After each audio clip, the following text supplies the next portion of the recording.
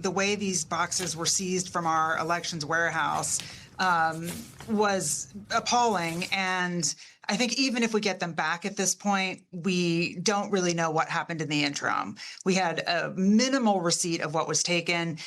We don't know where the boxes are now. We don't know who's been rifling through them. And there's no guarantee that what we get back will be what was taken. But we have to at least try. You have to at least try. I also think it's interesting that you're asking to see the affidavit. What is the information you think that will convey?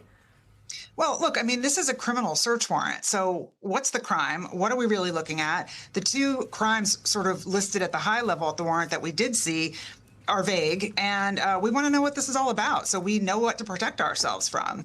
At the end of the day, we all know this is Trump trying to get control of the 2026 elections. And look, we had a process set to deliver those ballots with a set process that both sides would agree on in a few days.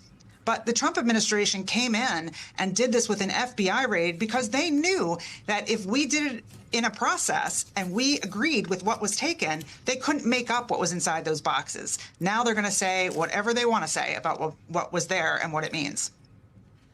You know, let's play some from Fulton County Commissioner Chairman Rob Pitts. This was him today saying the Constitution is at stake.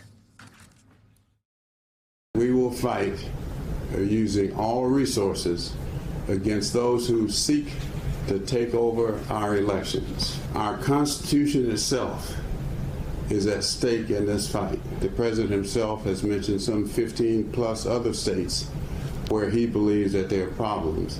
That's why I say that this is a very complicated situation and has implications far beyond Fulton County, Georgia. I think the question every American should be asking themselves right now is if the government can walk into the most populous county in a state, seize its election records, a state that the president of the United States currently lost, by the way, 6 years after that election, then what is to stop them from doing that to any populous county in this country the day after the next election? Yeah, a lot to unpack there. And absolutely, the Constitution is at stake in these sorts of crises. Let's talk about the micro first, which is, unfortunately, Fulton County is going to have a very difficult time legally getting the information that it's seeking about the search warrant. So, you know, our system is really not designed for criminal investigations to reveal search warrants before an indictment. And the specific legal vehicle that Fulton County is using right now, Federal Rule of Criminal Procedure 41, is really used for getting property or evidence after a trial has been completed. So it's going to be tough for them to proceed here. I will say, I think that they're going to have some more luck, and I think other jurisdictions are going to have some more luck, bringing not a sort of narrow statutory claim, but a constitutional one. And one angle for them to be thinking about, and again, not just Fulton County, but other counties, other states as well, is think about the 10th Amendment, which gives states, sovereignty over everything that the federal government doesn't have authority over. Here, the argument would be something like, the states have a sovereign interest in administering their own elections. The federal government is interfering in that process by stealing ballots, and you have evidence that this is more than just an ordinary criminal investigation by the fact that the president says that he wants to nationalize the elections, that he believes falsely, that he says falsely that the ballots have been falsely counted in Georgia before, that Tulsi Gabbard, the head of DNI, which ordinarily has no domestic law enforcement authority, is involved here. And then there's some allegations that information is being released from the investigation telling Fulton County officials that they're going to be arrested now. All of that suggests that this is a political operation. It is a political operation. This is all this is. This isn't about the fact that some states have decided to go rogue in their voting and in their process of voting, and the idea that citizens can trust the ballots in that state and the federal government, which would then have a legitimate question about, okay, so what are you doing? But they're the problem. And Commissioner, that's the rub that you're going to run into if you're successful in becoming the one who's in charge of and looking after the vote in the state of Georgia and understanding exactly what's required.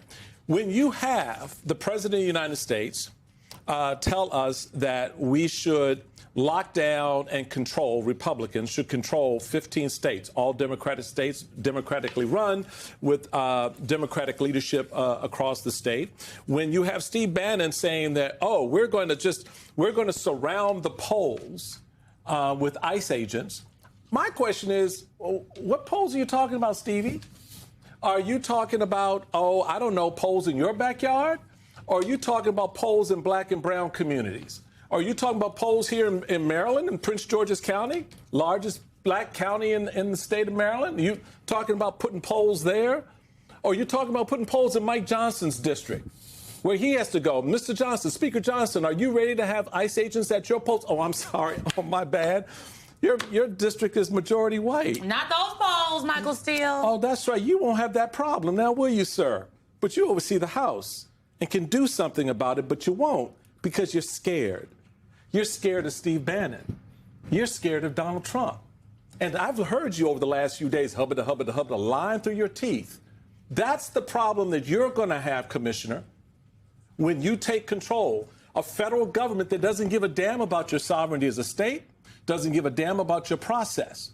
So what are you saying to the people that you're hoping to elect you, that you're going to go and be able to protect their most precious asset, and that is the vote? Well, listen, one of the things that you said, you talked about him going after blue states, but we're a swing state. And right now, our state legislature is controlled by Republicans, and our state elections board is controlled by MAGA. And so we are in danger right now in this current year, before I even get a chance to be elected into that job, of the state elections board taking over our elections. So they may back off from this nationalization thing and say, okay, you're right, we can't go against the Constitution, but go ahead, state of Georgia elections board, take over the elections. And that will have the same effect. If the state elections board in Georgia takes over, then, there go the voters of Fulton County's votes, and there go the state of Georgia votes from all Democrats, and potentially there goes some of our major elections here. And, if that continues into 2028, there goes the presidential, right? So we have to have a Secretary of State who is defending our rights, not only as to allow a state takeover, but to allow the counties to run their elections the way they were intended to, and to not allow these changes to state law that are going to infringe on voters. And I'm sure there are similar things happening all across the country in states like ours.